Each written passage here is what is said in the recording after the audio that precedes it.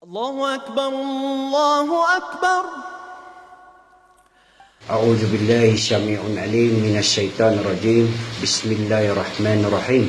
Mga kapatid sa panampalatayang Islam at ganun din sa mga kapatid nating non-Muslim, ngayon po ay magbabanggit tayo uli ng salita ng Allah SWT from the Holy Quran doon sa Surah Al-Imran verse 3:110.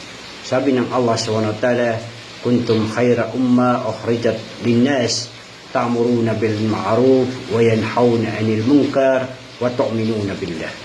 In English, you are the best produce for the mankind, and you enjoy what is right and forbid what is bad or what is wrong, and believe in Allah SWT. Kayo ang pinakamainam, ang sabi ng Allah SWT, na aking nilalang na sangkatauhan upang ipagtagubilin ko sa inyo ang gumawa ng mabubuting bagay at magpabawal ng mga masasamang gawain at manampalataya sa akin. Maliwanag po ang sabi ng Allah, mga kapatid, gumawa tayo ng mabuti at magpabawal tayo ng mga masasamang bagay habang tayo ay nabubuhay. Wabillahi taufiq wal hidayah.